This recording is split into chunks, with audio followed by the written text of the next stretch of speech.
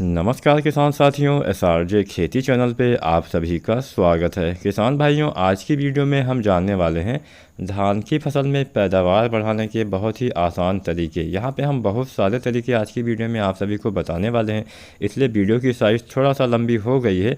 तो अगर आज की वीडियो आप कंप्लीट देखते हैं तो मैं उम्मीद करता हूँ कि निश्चित ही आप धान में अधिक पैदावार ले पाएंगे। तो प्लीज़ पूरा वीडियो देखिएगा, तभी आपको अच्छे से समझ में आएगा। यहाँ पे आज की वीडियो बहुत ही यूजफुल आपके लिए होने वाली है।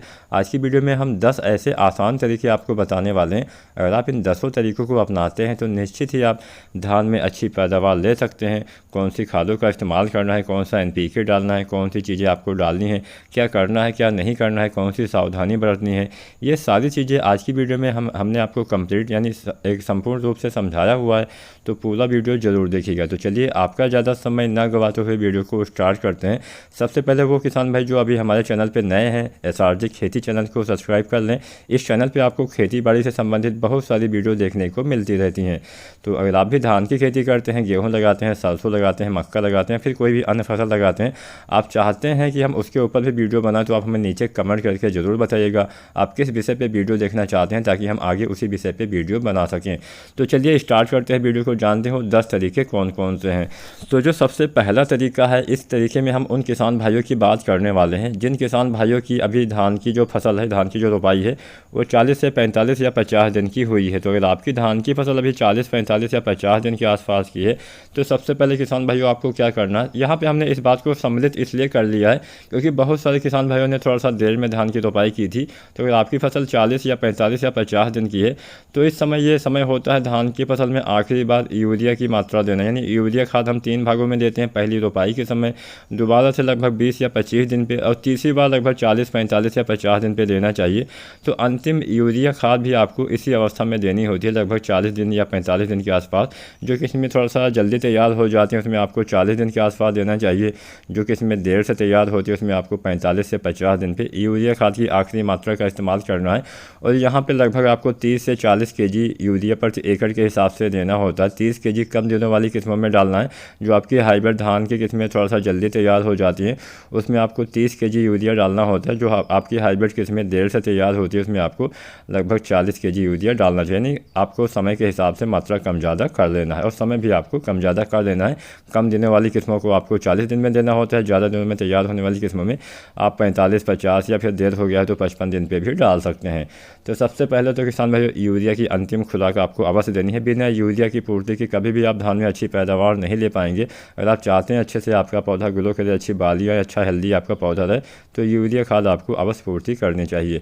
नंबर 2 पे पोटास खाद भी आपको धान की फसल में 2 बार देना होता है। पहली बार धान की रोपाई के आसपास देते हैं या फिर कुछ दिन के बाद भी देते हैं, 1 सप्ताह या 10 दिन के बाद।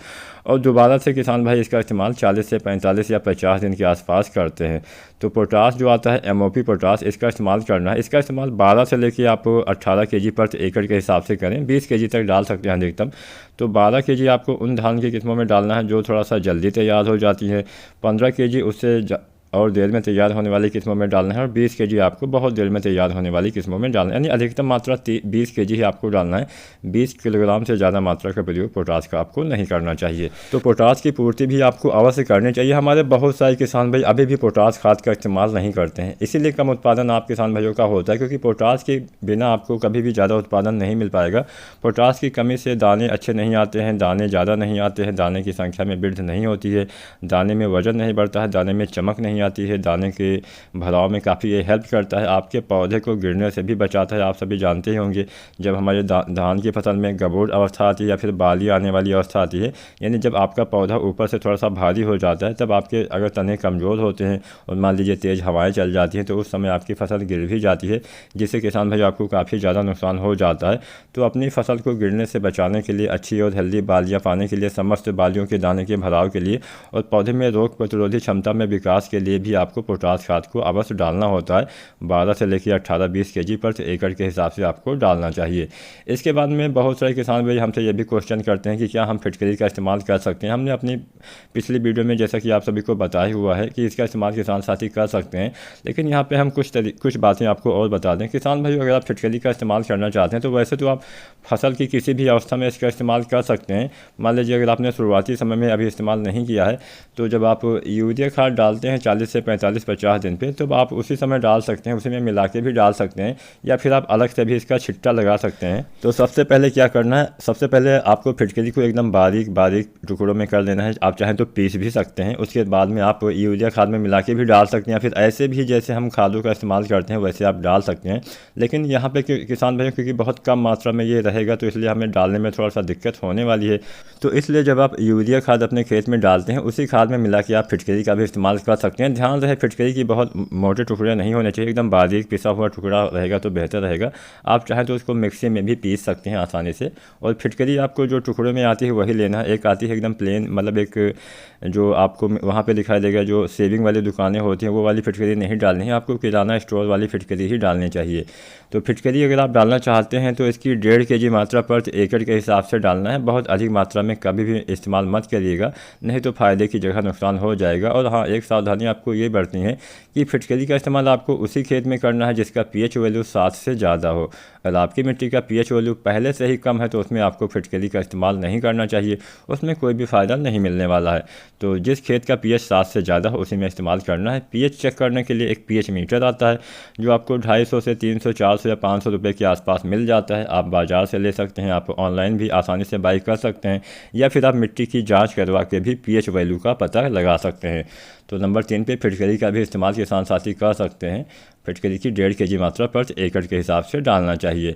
नंबर 4 पे जब हमारी धान की फसल गबोड़ अवस्था में आती है तब किसान भाइयों आप NPK जो आता है 05234 इसका इस्तेमाल करेंगे। तो इसके इस्तेमाल से आपके दाने का भराव अच्छे से होता है। इसके इस्तेमाल से बहुत सारे फ़ायदे होते हैं किसान भाइयों। किसान साथियों, इसके इस्तेमाल से बालियों में जो दानों की संख्या होती है इसमें बढ़ोतरी होती है, आपके दाने अच्छे आते हैं, आपकी बालियाँ हेल्दी आती हैं, बालियों की लंबाई और जो मोटाई है वो भी बढ़ती है। तो इसका इस्तेमाल गबोड़ अवस्था में करना चाहिए। जब बालियाँ तने के अंदर आने लगती हैं तब इस्तेमाल करेंगे तो बेहतर रहेगा। लेकिन हम यहाँ पे समय आपको इसलिए नहीं बता पाएंगे क्योंकि हमारी बहुत सारी किस्में थोड़ा सा जल्दी तैयार हो जाती हैं, बहुत सारी किस्में थोड़ा सा देर में तैयार होती हैं। जो किस्में जल्दी तैयार होती हैं उसमें गबोड़ अवस्था जल्दी आ जाती है, जो किस्में देर से तैयार होती है उसमें देर से आती है। तो जब आपके तने थोड़ा सा गोल होने लगे तब आप पहचान लगा सकते हैं कि हाँ, ये हमारी गबोड़ अवस्था आने लगी है।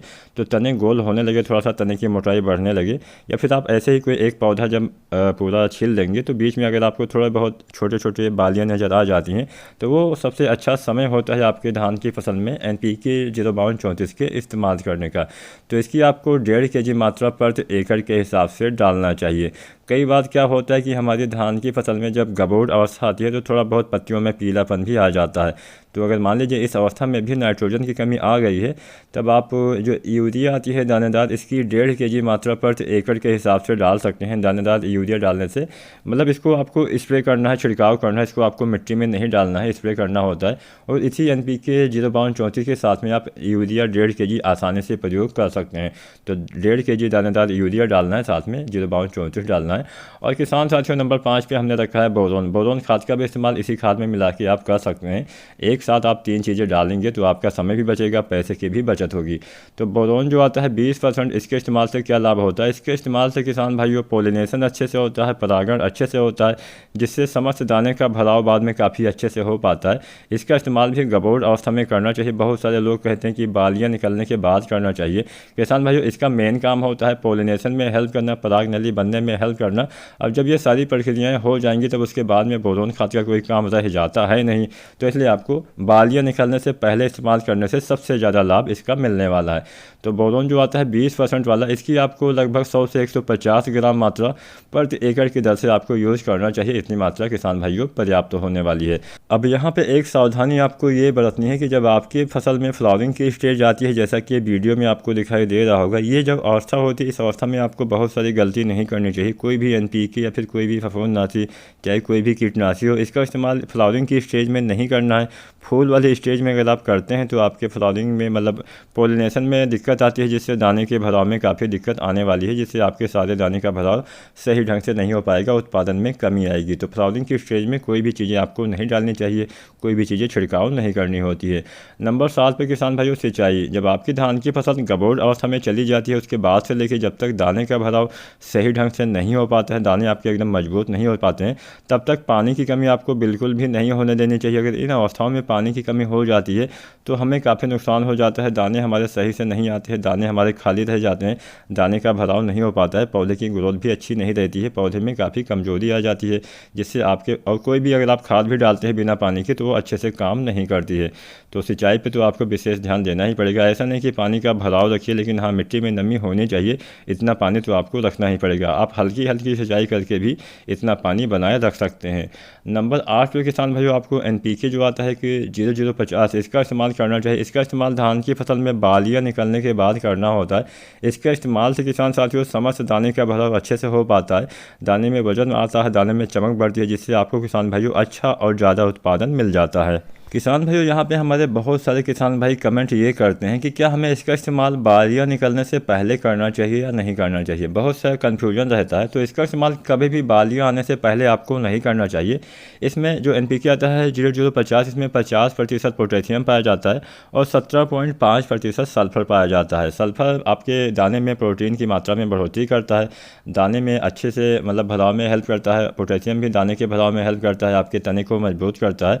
तो समस्त दाने के अच्छे से भराव के लिए इसका इस्तेमाल हमेशा धान की फसल में बालियाँ निकलने के बाद करना चाहिए, लेकिन फ्लावरिंग की स्टेज में नहीं करना चाहिए। बहुत सारे किसान भाई गलती ये करते हैं कि जैसे बालियाँ निकलने लगती हैं वैसे ही इसका इस्तेमाल कर देते हैं। ऐसा नहीं करना है। बालियाँ निकलने के बाद एक अवस्था आती है फूल वाली अवस्था यानी फ्लावरिंग की स्टेज। इसके बाद में एक अवस्था आती है दाने के भराव वाली अवस्था। जब आपके फूल ख़त्म हो जाते हैं, दाने में बदल जाते हैं, उसके बाद में जब फूल में मतलब दाने में भराव वाला स्टेज आता है, दाने जब भरने वाला समय होता है, उस समय आपको 0050 का इस्तेमाल करना चाहिए और सबसे अच्छा समय होता है, जिससे आपके समस्त दाने अच्छे से भर जाएंगे। अब बहुत सारे किसान भाई कमेंट ये भी करते हैं कि क्या हमें 13045 जो NPK आता है उसका इस्तेमाल कब करना चाहिए। बहुत सारे अभी कुछ भाई ने कमेंट किया था अभी फिलहाल में ही कि क्या हम इसका इस्तेमाल बालियाँ निकलने से पहले कर सकते हैं। नहीं, 13045 का भी इस्तेमाल भी आपको बालियाँ निकलने के बाद ही करना होता है।